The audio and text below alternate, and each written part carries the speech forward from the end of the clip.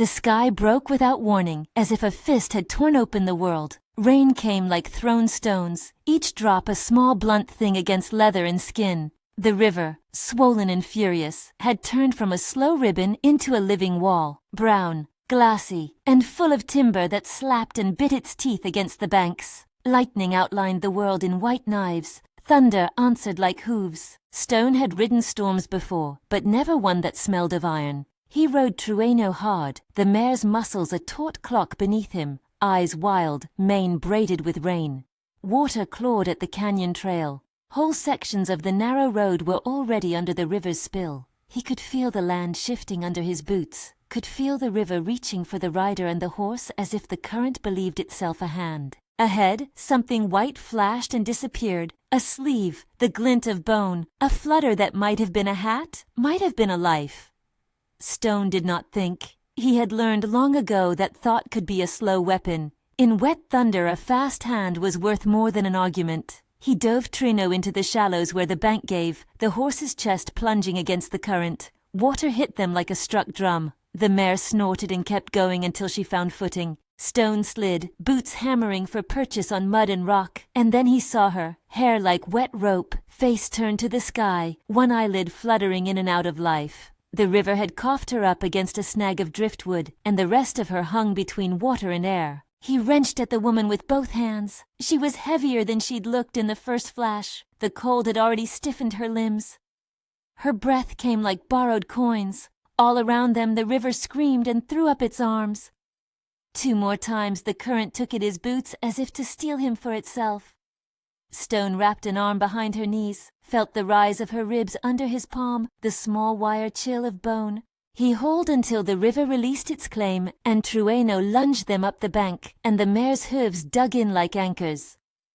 On the edge of the wet scrub, with lightning painting the world blue and white, Stone laid the woman on his own blanket and looked at her face properly for the first time. Rain had wiped away the river's mud. It left her with no artifice, only bone and the slow, stubborn heat of someone who did not intend to die. Her jaw was set. Her lips were cracked, her lashes wet with salt. But when her eyes opened, they were not seeking pity. They were assessing, cataloguing like a warrior taking stock of the land after an ambush. "Hold," Stone said, and it sounded like something he learned to say by necessity. He stripped his jacket off with one hand and set it over her shoulders, the leather still warm from his back.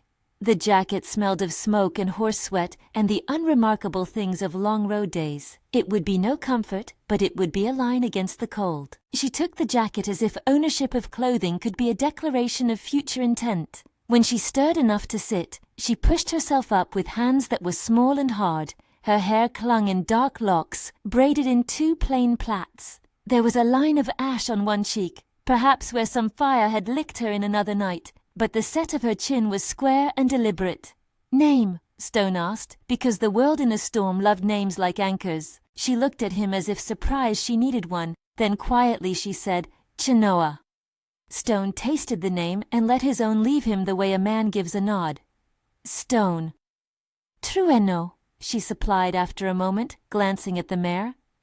Her mouth flicked into what might have been a ghost of a smile. Animals were a language everyone understood. They did not have time for more. Lightning knifed the sky again, and further up the canyon a shape moved where the road should have been. A pack of figures hunched under wet serapes, making for the high road with a hunger in the way men move when they expect to take. Stone saw them because he already knew what the sound of riders in a storm can mean. Someone else had been on the trail, and who rides with that aim on such a night is rarely generous. "Hunters," he said, not certain if he meant bounty hunters or a posse, or men who would sell a scalp for a pocketful of coins. Men whose moral compass was loose and whose hands were quicker for trouble than for anything kind.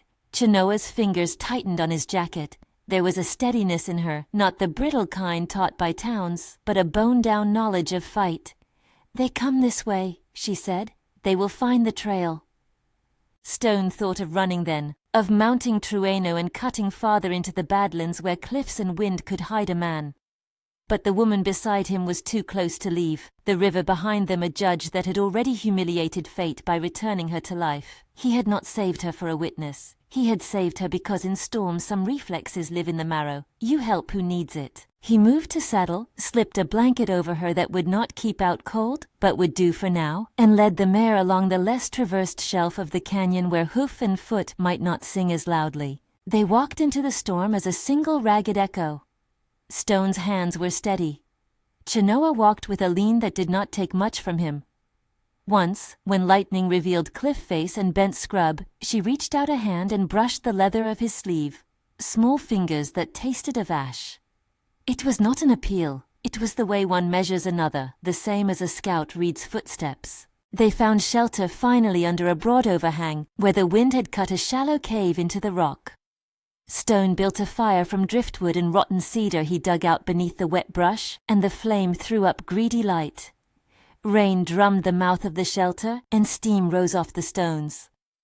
Trueno sat close to the fire, her shoulders hunched. She accepted Stone's jacket fully now, wrapping the leather around herself as if forming the last wall between her and the river. Stone peeled his shirt off, the smell of smoke already steeping into the cotton, and offered it to her in place of the jacket. It felt strange giving away a garment that had become a second skin on the road, but something in the way she looked at him said that what she wanted was not charity. She took the shirt and folded it over her knees the way someone will sometimes fold a map given to them by an uncertain friend. Neither of them asked the other about where they'd come from, about how far their tracks stretched. The storm made every question smaller and more urgent. Instead, they shared practical silences, water, food, the work of tending a horse in the dark, and in those silences, the shape of a begrudging trust began to crystallize. When the worst of it passed, and the rain thinned into a steady hiss, Stone put his hand to the mare's flank and said, "If they come looking for you, they won't stop to ask your name."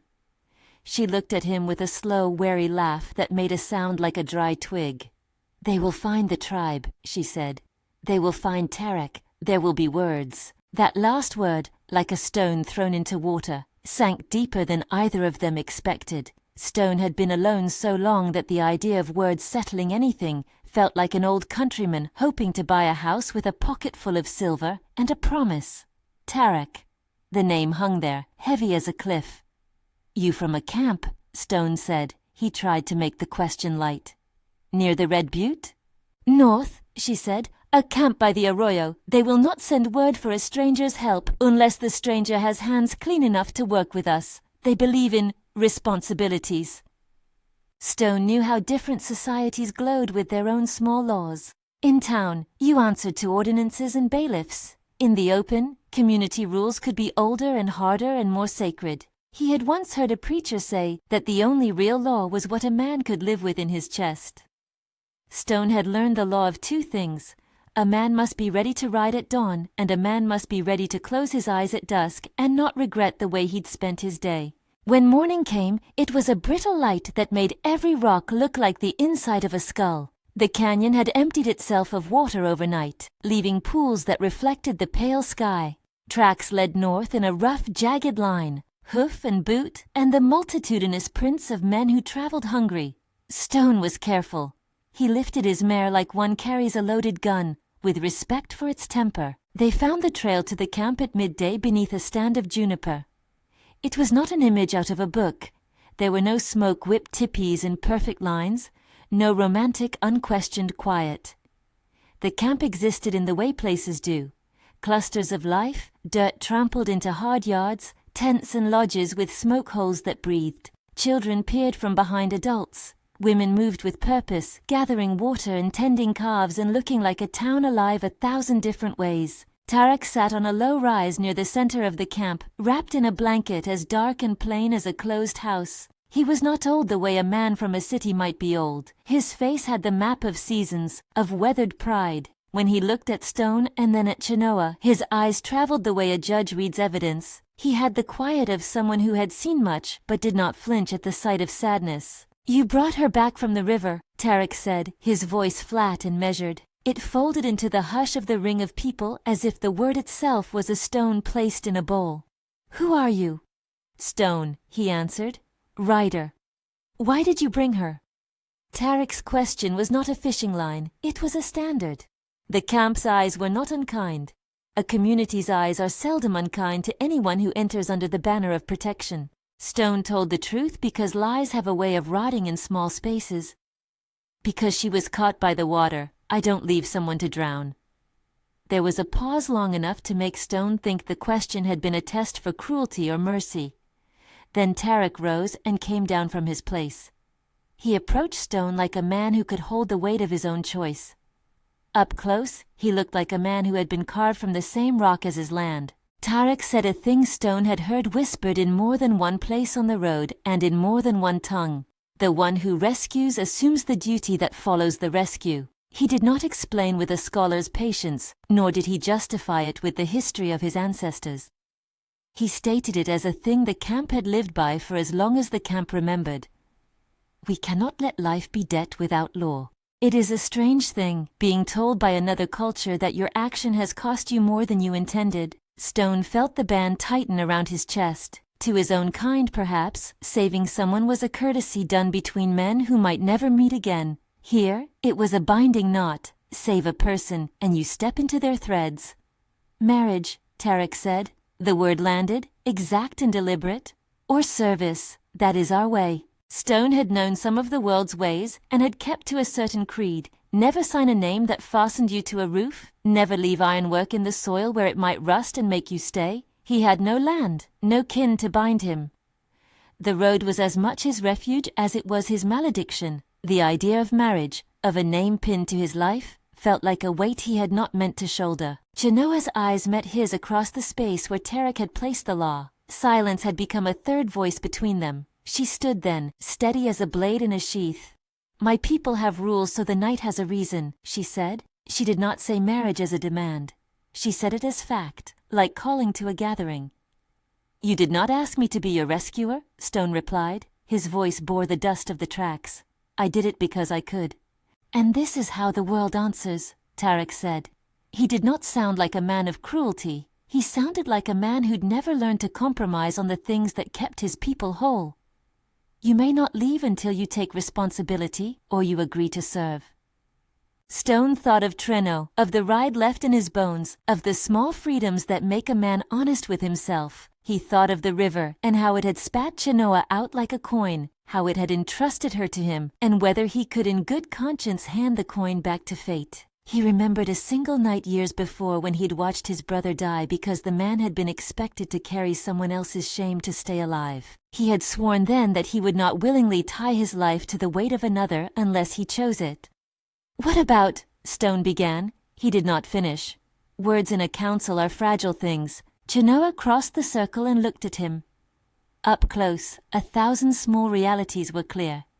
She had a scar at the notch of her lip where a hunting arrow had once nicked her. Her hands had the calluses of work. There was a tiny woven cord around her wrist, maybe a token from a sister. Her voice, when she spoke, was a place of quiet resolve. You will not be taken from your path by law alone, she said. If you stay, you will be judged not only by our law but by our eyes. If you leave, you may find, she paused, the pause had no pity, that your life keeps going, but if you are here, you will be seen for who you are. Stone could see the truth of that in her look. To belong anywhere is to open your chest for measurement. He had never liked being measured. The camp did not push him with barb or insult. They offered food and shelter, a place to sleep, and a bowl of soup that had the honest salt of home. The children were curious and unafraid. An old woman whose fingers were stained with the coloring of plant dyes came and touched his hair as if blessing or counting him. He helped where he could, mending a broken harness, fetching water, tending Trueno, and in these small services he found a cobbled respect. The same hands that tied his bootlace in the town tavern also fed and thanked him here. It made the world blurry in a strange way, but it was not merely acts of gratitude that began to make him feel like a thing that could be kept. Genoa taught him a way to braid rope so it would not slip when hauling fish from a net. She slapped his hand once when he moved to cut the net in a way that would have ruined the catch. They laughed at a private joke that left a stubborn warmth in both their chests. When night folded, they sat by the fire and the camp sang songs that were not songs of frontier towns, but the low, slow hymns of the earth, voices that knew the language of seasons and storms. Stone listened and felt something shift in him, not love made sudden and pink, but a quieter recognition. To be seen by a community is its own seduction. It was in the next days that the hunters returned. They came with the arrogance of men who believed in their own rights to take measure. They did not ride in stealth, they rode in brag and in the swagger of town law. Their leader, a wide-shouldered man Stone had seen on the trail earlier, named Garin by the way he announced himself, carried words like a club. Garin and his men had the smell of whiskey and old threats. They rode up to the edge of the camp like wolves inspecting a herd. At first, Garin called for a trade, pelts, horses. He moved his men with practiced casualness, with an eye that measured everything as an asset or a risk. But the town's men were not there for commerce. They were there to make a display. They wanted to see who had the audacity to harbor one of their most wanted, or to shelter someone who had crossed a line against the town's profit. Garin's mouth curved when he saw Trueno. There was a look he gave her that was not a question. It was a calculation. He walked into the circle of people and said, loud enough for 100 ears, "You think you can hide from the law here?" The word law had been used by men to justify many cruelties. Tarek answered without haste, "We follow our law here." Garin laughed, a hard, public sound. He did not mock the tribe outright. He mocked the idea that any law could prevent men from doing what they wanted. He reached out then, not violently, but with a show of dominance. He plucked a woven cord from Trueno's wrist, as if untying a ribbon from a gate. The cord was small, and the gesture was meant to belittle more than to hurt. It was a thing that belonged to a woman, yes, and to a tribe, yes, but the theft was ritual humiliation more than it was theft. Garin tossed the cord aside like an insult and said something flippant about savage superstition. Trueno's jaw tightened. The whole camp inhaled as if waiting for a storm, the way one waits for thunder. Her hands clenched. Her fingers went to the cord on her wrist, and then to the bone of her hip, where she kept a small knife. The men around Garin chuckled like men at a fair, but their laughter was brittle. Stone felt something rise in his chest like a fist. The instinct to answer a slap with a fist, to right what had been tipped, was old as bone. Yet Tarek stepped forward then, not with the shout of a young thing, but with the gravity of a man whose life's work was to keep a balance. "You will return that token," he said. His voice was even. "You will not take what is not yours." Garin, sensing a chance to make spectacle, threw the cord at the ground between them and called it a trifle. "Or what? You will make us sorry? You will bluster and then do nothing?" It was a bait being set. Stone understood that much. Bait for pride, bait for the kind of rage men like Garin prized. The worst of it was not Garin's intention only. Garin wanted reaction. He wanted the tribe to respond in a way that could then be made into a story back at the saloon. He wanted possession of scandal, like men want a drink to warm them or a gun to validate them. Trueno stepped forward. She did not storm. She did not plead. She moved like a woman who knows the geometry of a fight and chooses her angles carefully. She stooped and took the cord up with the same hand Garin had used to toss it, and she held it before him like a mirror. "You tried to make me less," she said. "But what you took belonged to my sister's hand, to our smallness. You will not make my face into your joke." Garin smirked, and a hand went for the butt of a pistol as if to teach a girl the cost of insolence. At the sight of that, Stone moved. He had no right in this council to step up, but there are rules a man writes for himself that he follows with a stubbornness equal to any tribe's law. He shoved Garin's arm and the man stumbled. Among the hunters a shout rose, and the slightest of sparks turned into a wider arc of flame. What followed was a collision of things not meant to mix, youthful bravado against ancient patience. Stone fought with the kind of precision that came from a life in which violence had been the currency of survival. Trueno did not stand idle. She moved with a warrior's calm, not let the hunters paint her in the paler colors of victimhood. She used her small knife in a way that marked a line but did not maim. Within minutes, the two groups were at odds, and the camp filled with the clatter of fists and boots. It ended not with a slaughter, but with humiliation shifted like a tide. Garin had not been looking to die. He was looking for pride. He withdrew, his men grumbling, his chest puffed with the thought of slights to redeem. But he left with his pride wounded and his intent not extinguished. He went back to town with a story to tell. He would regale it and paint himself taller, and he would carry the memory of how a stranger had crossed him. The camp did not celebrate. They tended the bruised and the angry. Tarek sat with Stone later, lunging in speech the way a man setting a furnace to cool. He did not shout. He spoke in the slow language of consequences.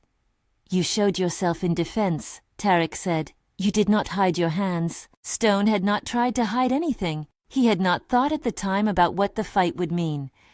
The logic of the moment had been simpler. A man off his feet might be kicked. A hand on a woman's cord deserved a response. But Tarek's eyes had a weariness Stone had not noticed before, like the look of a man who knows a storm when it comes. "They will come back," Stone answered, "because the truth of men is a poor companion to the lie of safety. They will not let this rest." Trueno sat near them, her knees hugged close to her chest, her jaw a line of stone. There was something in her face Stone could not read easily. Where anger should have screamed, there was a quiet that was worse, a close coiling. She had been humiliated in a way Garin had meant, publicly, in the mouth of his laughter. But humiliation is not merely the taking of a token or the snapping of a ribbon. Humiliation is when a person is made to feel smaller than they know themselves to be. Trueno had been struck in the kind of place that memory would not allow to sleep. "I can go to Garin," Stone said aloud, thinking he offered what he could. "I can make him answer." She looked at him then with a hardness like flint. "You think to make him answer by giving him words?" she asked. "You do not know the stories he will tell. He will sharpen them like knives." Stone's mouth tightened. He had not accounted for the power of a tale spread in a saloon. Garin would feed his version till it festered.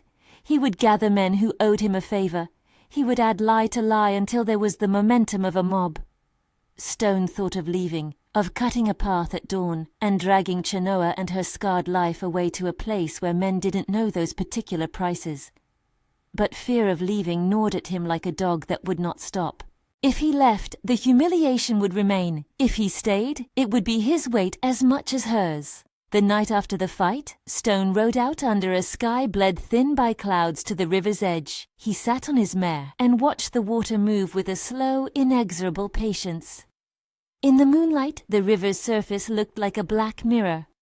He thought of the way the river had given Trueno back to him, and of how that debt by the camp's lights had become a promise he had not meant to make. In the dark hiss, a voice from his past threaded itself into his thoughts. The memory of a man who once sold his promise for coin and paid it in blood. Stone had sworn then to never let his name be used as a ledger of shame for another. He had not yet reconciled that oath with the weight of the law Tarek had laid upon him. A small practical thought rose like a splinter he could not ignore. Garin would have to be paid in something he understood. A talk, an insult, a fight. These were Garin's currencies. Garin would never be satisfied unless something of value changed hands. The map of the camp stores, the direction of its winter herds, the knowledge of a lonely supply route, these were things a man like Garin could use. Stone's mind slid like a sliding rock to plan. If he could give Garin a false trail, a deal that promised what Garin wanted at a price the camp could bear, he could buy Trueno some dignity back in the way Garin judged dignity, public restitution. It was an ugly calculus. It smelled like betrayal before the deed was done. Stone felt that truth like a foreign metal in his throat. For a long time he sat and thought in thin moonlight, while Trueno shifted her feet. Inside his chest, the old creed and the new debts fought. He thought of Trueno's hands at the net, her small laugh at his attempts to braid rope. He thought of Tarek's face, as stern and unyielding as cliff. He thought of the river that had thrown her away and given her to him. When he returned to camp, he did not go straight to her. He found instead a narrow space between the sleeping lodges where the cold bit at his ears. He favored no saintly absolution. He favored a sense of outcome. If Garin could be persuaded that the camp yielded certain prize, if Garin could be made to take one path and not another, then perhaps the public smear could be bought off. Perhaps Trueno's humiliation could be washed in a way that satisfied Garin's appetite for spectacle without burning the tribe. But he told no one of this thought. He carried it like a secreted blade. He knew that Tarek's law was principled, and that the council would not look kindly on clandestine pacts. He knew that Trueno would not want to be the price of such a bargain, and still the thought kept returning with the force of a vow, that he could right the wrongs in a man's currency, and thus spare the woman whose face he had watched in a storm. On the morning light, when the camp moved like a spider stretching its legs after winter, Stone found Trueno doing the small work of a household. She did not look surprised to see him near. The world had taught her to expect complication. He said little at first. He fed Trueno, brushed mud from harnesses, the small acts that are prayers in the language of survival. "You think you must make men do right?" she said suddenly, not looking up. The words were not a question. "You think hands will answer where law does not." "I don't think," Stone answered. "I act." She pushed a swath of hair behind her ear. "Do not let your acting be the thing that breaks us," she said. "If you make a bargain that takes our safety, then you will not have saved me at all." Stone's breath left him in a thin sound. She had seen the edges without his speaking. Her eyes held him now with a tender sort of accusation, not of him, but of the world that requires bargains of men and women and then calls them justice. He could have told her then about the plan that nested, ugly and urgent, in the hollow of his mind. He could have put it into words and watched it react, to test whether the logic would hold. Instead, he watched her fold and tie a small strip of leather and thought of the river still and of how certain debts live in water. He told her nothing. At midday, a scout came in, breathless and pale with the speed of his ride. He brought with him the quiet freight of certain kinds of news. Garin had not left to lick his wounds. He had gathered other men, worse men, men with grudges. He had hired mercenaries who knew the art of burning what they could not own. He had sent word to those who traded policy for money that the camp had taken something he would not let stand. "It will be worse," the scout said, and his mouth had the tiredness of someone who had watched a simple problem metastasize into mortal danger. Stone felt the ground fold under his boots like a trap. The math of his private bargain grew heavier. He could tell Garin something that would lead those men away, or he could give them a path to the camp's vulnerable flank and watch the price be paid in blood. The temptation to choose the lesser evil is often the closet a man has to grail. Stone, who had always ridden the edge of lesser evils, found his hands unsteady with the calculus. Trueno heard the news and did not flinch. She moved like a woman with claim over herself. "We will fight if they come," she said, and her voice had no plea. "We will not let them make our children watch us burned." Tarek's face was like a shuttered window. "We will not fight an unjust battle for what the men of Garin want to make into sport," he said. "We will plan. We will move what is necessary. We will protect." Stone listened to the counsel, and his hands formed the outline of something dangerous. He thought of offering Garin the fragile currency of false knowledge, a rumor of a cache, a winter herd route open to theft, a secret supply line that would lead a band away for a night. He thought of the many stars that would be altered by such a single act, of how one choice can etch itself into the skin of 100 lives. He thought of Trueno's face in the storm and the first word they had exchanged. Stone had always believed his name was enough for the road. He was beginning to see that names could become shackles when people expect them to mean something they were not meant to. That night, he lay awake while the camp breathed around him, 100 small lives risking the same half-assured safety. Moonlight sifted through the lodge's woven walls and painted the floor in pale slices. He thought of the river and of the cord Garin had tossed like a thing he had meant to diminish. In a pocket of his coat, Stone found the small wound he had taken in a fight years ago, a thin scar on his palm that always flared when his conscience argued with his survival. He rubbed the scar and felt the old promise cry out. In the east, Garin's camp would be a handful of men huddled around a fire, sharp with the taste of victory not yet tasted. In the morning, Garin would ride, the wind a flag on his back, and he would be hungry for the kind of justice his town taught him, loud, public, and final. Stone weighed in his hand the small possibility of deceiving Garin into a diversion that would save the camp and restore Trueno's honor in the only form Garin respects. He weighed also the cost, the betrayal of Tarek's trust, the handing over of secrets that should have remained night. He saw the faces of children in the camp, and he saw the outline of a future in which his name was spoken as one who had chosen wrong. When dawn would come, Stone would be at a crossroads that had nothing to do with sunrises and everything to do with the choice one man takes for another. He had always been a man who made decisions with the speed of a horse. But this choice demanded a slower killing, the decision to cut across the law that had sheltered Trueno and to give the town a morsel to chew on. It would be vengeance dressed as mercy. It would be a crooked kindness. At midnight, with the river's hiss in his ears, he did a small private thing. He crept to the edge of the sleeping lodges, where a map of tracks and secret routes lay nailed in his head.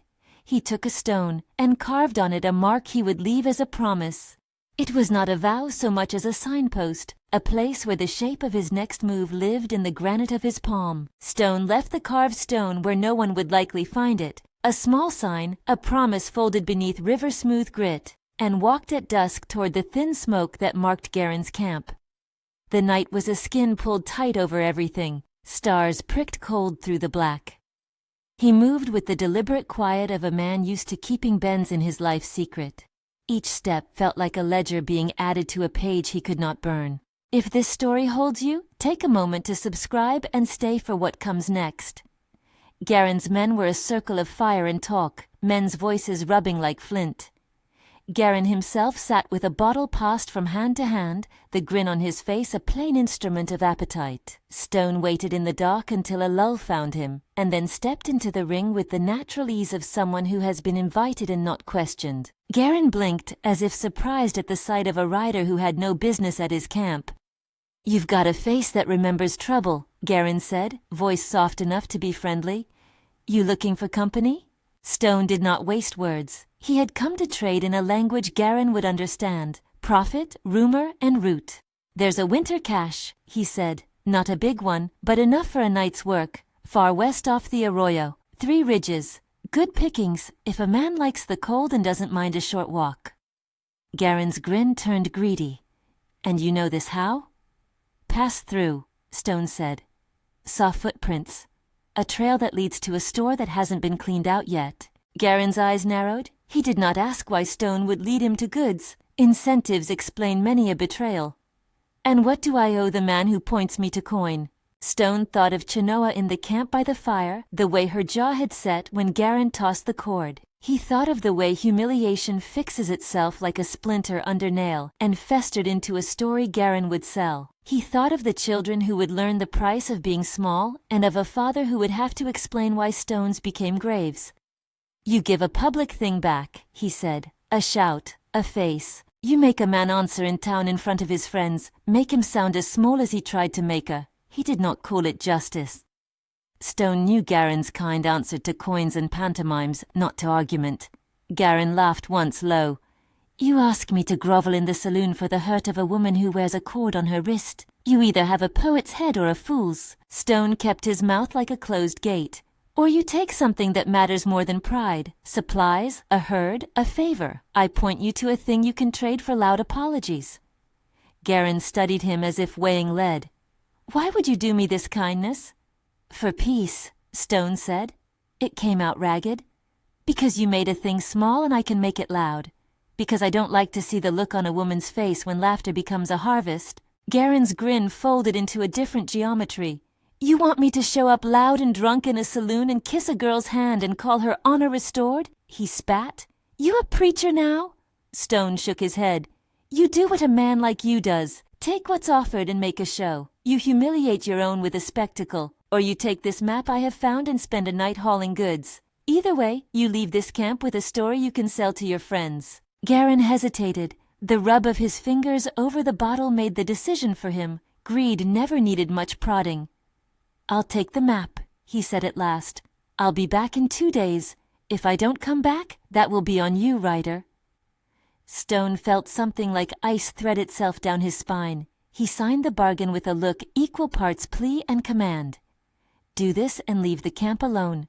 Make Garen's appetite feed the story and not the people who had trusted his law. He left with Garen's men already shouting plans and dragging saddles. He walked back toward the camp with a weight nested inside the shape of his ribs. The thing of it was that Stone told himself the lie all men tell in private, that he could control the arc of consequence. He had mapped out the deceit as if he were measuring a horse's stride, countable, predictable. He did not know Garen as well as he thought. He did not know the greed that eats patience and sharpens cruelty into appetite. Dawn found the camp awake and restless.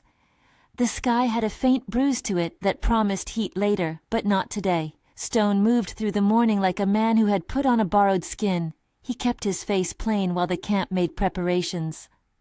Tarek watched him with the guarded look of a man who had accepted an unreliable variable into the sum of his people's life. The chief's eyes did not burn, they catalogued. Then, when the light was a thin blade across the juniper, a scout's cry cut the air. Riders were coming, not in the numbers Stone had expected, but in a thin, hard line, moving with the cruelty of men who had been fed on gossip and whiskey. Garin rode at their head, but he did not come alone. Behind him rode faces Stone had seen in passing, mercenaries wearing town coats and blood in their eyes. Their guns made the sun smell different. Stone's stomach dropped as if the world had lent him a lead weight. The plan had been to draw Garin away. Instead, Garin had brought a blade to the camp's throat, while Stone's false trail fed his appetite for more. Stone had given the men a map with a place marked. He had not marked the town's hunger. "What have you done?" Trueno asked when Stone returned to the camp, breath shallow, eyes wide with a kind of cold that had nothing to do with weather. There was a measure of betrayal in her voice, but it was more than that. It was the sound of someone who had been offered the truth and found it bitter beyond reckoning. "I gave them a way to leave full," Stone said, his voice a harsh thing in his throat. "They might take goods and go." She laughed, a small sound like a dry twig breaking. "You traded our people's seams for a man's vanity," she said. "You thought to stitch us with a lie." Stone tried to explain. He found only a kind of syllable that sounded like apology and uselessness. "I thought," he began. "You thought without asking those it would bind," Trueno said. "You moved into the threads of our law and cut where you pleased." Her reckoning was quick. She did not scream or faint. She prepared. The humiliation inside her did not make her small, it made her sharp. She wrapped a cloth around her hair, slid a knife into the small of her back, and moved to a place where the children were kept safe. Tarek called the council. The elders closed around him like flint. From Tarek's point of view, the betrayal was a wedge driven into a trust he had extended to the stranger. He had not expected his law to be traded like tobacco for quiet, and the sting of that surprise curved his mouth in a face carved by weather. He looked at Stone, not with the heat of wrath, but with the slow calculation of a man deciding whether to sever a limb to save the body. "You took a law and turned it into coin," he said. "You cut us for a wound to repair another's shame. That is a debt that will not be repaid with words." Stone tried to tell Tarek what he thought he had done. That Garin would take a supply and leave, that the town's appetite would be sated, that Trueno's shame would be buried under Garin's spectacle of apology. Tarek listened as if the wind were explaining itself and the logic of the storm were not new. When Stone finished, the chief did not answer with fury. He answered with a different thing, the weight of a decision.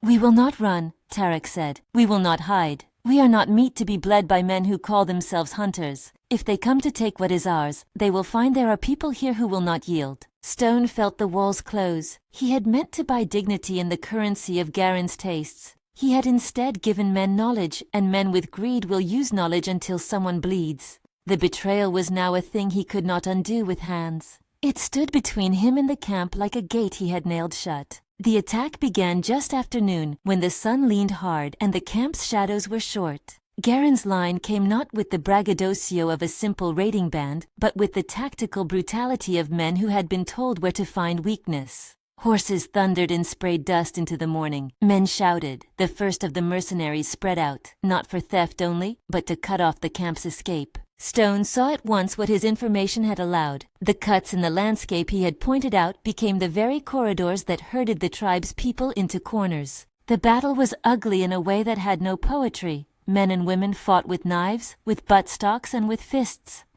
Children were hustled into lodges while the elders moved to make a shield of bodies. Stone fought like a man who came late to the cause of his own treachery. Every parry was a confession, every blow an attempt at expiation. He killed one of Garin's men close enough that the man's eyes were the last thing he saw before he died. The man's breath came out of him hot and useless. Another struck Stone's ribs with the flat of a rifle, and the sound of his own pain amazed him. Trueno was everywhere and nowhere. She moved like one who knows the geometry of a battlefield by muscle memory. She did not wait for Stone's forgiveness. She was the kind of wound that returns force when harmed. Tarek stood at the center like a well-placed stone and directed the defense with the low measured voice of someone who had lived in storm seasons too long to panic. He did not glare at Stone in the heat of battle. There was no time. The glare would come later, when the bodies cooled. Stone found Garin amid the chaos, a wide fist smashing a man who tried to steal a blanket. Garin had the coward's shamelessness in the way he took for himself even while men around him died to fetch it. Stone moved through the press and struck with a decisive blow, a close beating thing that cracked Garin's cheekbone. Garin fell hard, clutching at blood and pride. For a breath, Stone thought his act might be all that mattered, that by killing the man who had put the first rope of humiliation around Trueno's throat, he might wash the slate. Garin's hand fumbled for his pistol and fired. The shot caught Stone in the left shoulder. Pain doubled and then focused into a single arrow of hot pride. Stone collapsed forward, knuckles into mud. He heard Trueno's voice like a bell, low, furious, and then a second shot that answered Garin's. Garin's chest opened under a small, clean wound, and he sagged like a man whose theater had ended. But the cost was already counting. 2 of the camp's defenders lay where they had fallen, ragged shapes in a scatter of blood. Children wailed and elders screamed. The mercenaries, seeing their leader fall, fought with a bruised, systematic cruelty before they too retreated into the lines of the land and the horses that would take them back to town. Some went with the spoils, others with only bitterness in their mouths. Stone crawled through red dirt toward a small bundle where Trueno knelt, her hands covered in someone else's blood as if by habit. He tried to speak, but the mouth was a useless instrument. She looked at him with an unreadable face. There was grief there, not for herself alone, but for the pile of lives his choice had turned into tokens of a story gone wrong. "You told them," she said. Her voice was small and sharp. "You told them where to step, where to press. You gave them the map to cut us." Stone could not deny it. The admitting was like a film torn from bone. "I thought," he said, "I thought they'd take goods and go." Trueno's eyes burned with a light that had no pity in it. "You thought with a man's vanity," she said. "You thought with a lie you could sell his salvation." Stone's breath hitched. Regret in a man's chest is a grief that makes him old in a night. He felt the blood blooming on his shirt, the press of dirt against his face, the uselessness of an apology in the face of a child's absent father.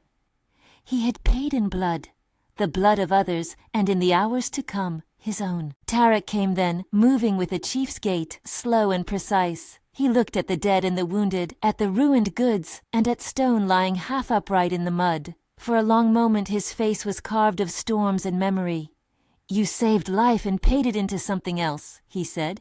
"You broke a law and then tried to buy the pieces back with the currency of men who have no honor." Stone tried to lift his head. "I'll make it right," he said. The words were small against the wide damage they had to mend. Tarek's hand rested on the hilt of a knife at his hip, not in threat, but in a kind of promise. "You will not buy us back with blood," he said.